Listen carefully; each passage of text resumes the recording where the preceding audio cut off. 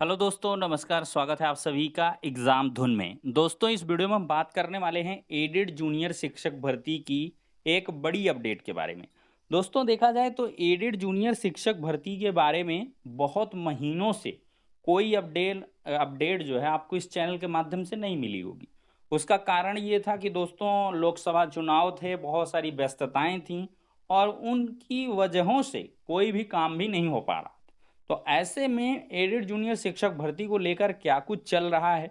क्या इस भर्ती के पूरे होने के कुछ आसार दिख रहे हैं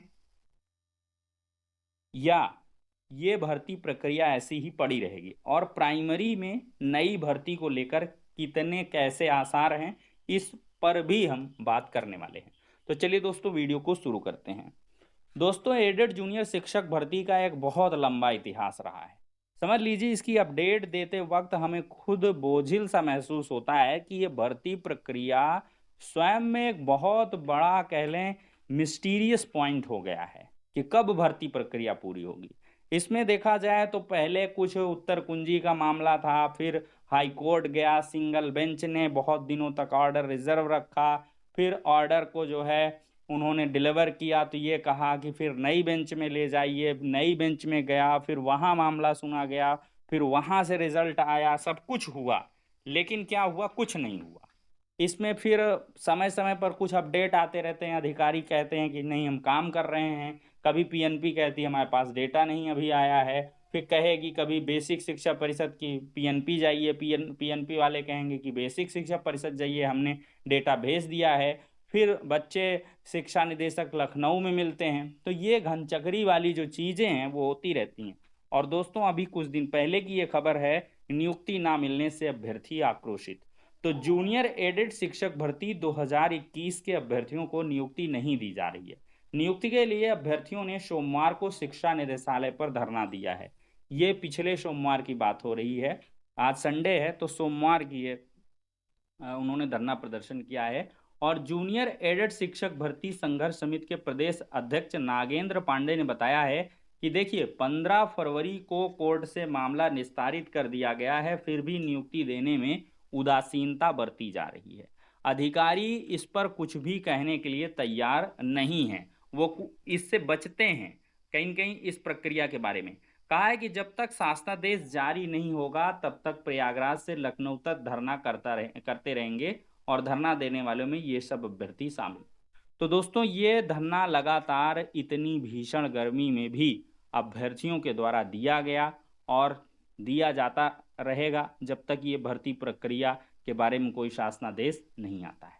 लेकिन जो दोस्तों ताज़ी खबर है, अधिकारियों ने अभी इस भर्ती प्रक्रिया में कुछ भी बोलने के लिए इनकार किया है। उन्होंने गोल-मोल जवाब दिया है और कोई स्पष्ट जवाब आपको नहीं मिल पाया है। तो दोस्तों, ऐसे हालातों में देखा जाए तो एडेड जूनियर शिक्षक भर्ती में अभी और भी लंबा वक्त लगेगा।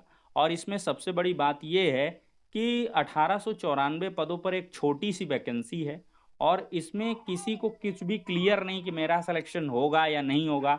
बहुत सारे अभ्यर्थी तो हमारे जान-पहचान के हैं, उनका सिलेक्शन बिहार में हो चुका है, तो जाकर के उन्होंने बिहार जॉइन कर लिया है और वो इस भरोसे में बैठे हैं कि जब एडेड जूनियर शिक्षक भर्ती का काम क्लियर हो जाएगा तो हम आके यहाँ जॉइन कर लेंगे। वो अपनी नौकरियों में मशगूल हो गए। तो ऐसे में क्या है कि जो छात्र एकता है वो लगातार टूटती और बिखरती जा रही है और इसी वजह से इस भर्ती में जो सक्रियता है वो नहीं बन पा रही है। एक कह लें कि संख्या बल नहीं बन पा रहा है और एक जब संख्या बल नहीं होता है तो अधिकारियों पर उतना मेंटल प्रेशर नहीं जाता है। उनको भी लगता है कि चलिए भाई, एज इट इज चलने दीजिए।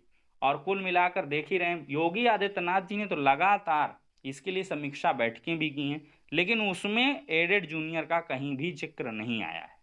तो क्या ये भर्ती प्रक्रिया ऐसे में निरस्त की जा सकती है या कुछ भी किया जा सकता है? सरकार का स्टैंड देखना इसमें काफ़ी दिलचस्प रहने वाला है। तो फिलहाल के लिए दोस्तों, एडेड जूनियर शिक्षक भर्ती को लेकर बड़ी खबर यही है, धरना हुआ है और जो चीज़ें निकल के आई हैं वो न्यूट्रल हैं और इस भर्ती प्रक्रिया में अभी कुछ भी हाल फिलहाल में नहीं होने वाला है। और दोस्तों, जो जैसी अगर कोई अच्छी अपडेट आएगी फिर से तो हम आप सभी को प्रोवाइड कर देंगे। और बाकी दोस्तों प्राइमरी में जो नई वैकेंसी की राह देख रहे हैं, आज का समाचार पत्र उठाकर देख लें। 50 से कम छात्र संख्या वाले विद्यालयों को लगातार जो है नोटिस किया जा रहा है और शासन स्तर से इसका डेटा भी मंगाया गया है। देखिए, अकेले फतेहपुर की बात करें तो 408 परिषदीय विद्यालय यहाँ के बंद हो सकते हैं, और कानपुर मंडल की बात करें तो 3551 स्कूल रडार में हैं, जहाँ पर छात्रों की संख्या 50 से कम है। तो ऐसे में नई प्राथमिक शिक्षक भर्ती के लिए जो रास्ते हैं वो और भी दूभर होने वाले हैं। दोस्तों, जो भी अधिकारियों ने अभी डेटा दिया था माननीय मुख्यमंत्री योगी आदित्यनाथ जी को, वो प्रीवियस डेटा है, लगभग 2 साल पुराना डेटा। टीजीटी पीजीटी का दिया, असिस्टेंट प्रोफेसर का दिया, नए शिक्षा सेवा चयन आयोग की बात कही, कितने रिक्त पद हैं, इन पर काम चल रहा है, नया आयोग बनेगा, नियमावली बनेगी, एग्जाम होगा, फिर हम लोग सिलेक्शन कर देंगे। तो ऐसे मुख्यमंत्री जी को भी रहता है कि चलिए ठीक है भाई, इतने में हो रहा। लेकिन जो नई भर्ती है उसके लिए प्राइमरी की कोई भी बात नहीं हुई है। देखिए, सबसे बड़ा और सबसे मजबूत पॉइंट होता है कि सबसे पहले डेटा को मंगाया जाए कि कितने नंबर आप पोस्ट खाली हैं। तो ऐसा कुछ नहीं हो रहा है हाल फिलहाल में। जो भी डेटा आप देख रहे हैं मंगाए जाए ये वो, तो वो सिर्फ समायोजन के लिए डेटा मंगाया जा रहा है। क्योंकि यहाँ पर सबसे पहले मर्जिंग होगी, विद्यालयों की मर्जिंग की जा सकती है। 50 से कम छात्र संख्या वाले विद्यालयों को क्यों तलाशा जा रहा है? क्योंकि ऐसे विद्यालयों में क्या है कि संसाधन पूरे सरकार को देने पड़ रहे हैं, बजट पूरा लगा रहे हैं, लेकिन 50 से कम बच्चों में आउटपुट नहीं निकल के आ रहा, और उससे कहीं न कहीं सरकार का नुकसान हो रहा है।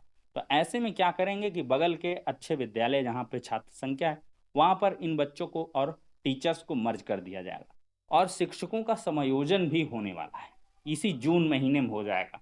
तो दोस्तों, कम से कम जून के बाद आपको जुलाई महीने में नियमावली जब आ जाएगी, तब हम क्लियर बता पाएंगे कि प्राइमरी की वैकेंसी आ रही या नहीं आ रही। और हाल फिलहाल की जो मुझे सूचना है उसके हिसाब से आपकी वैकेंसी इस साल नहीं आ रही।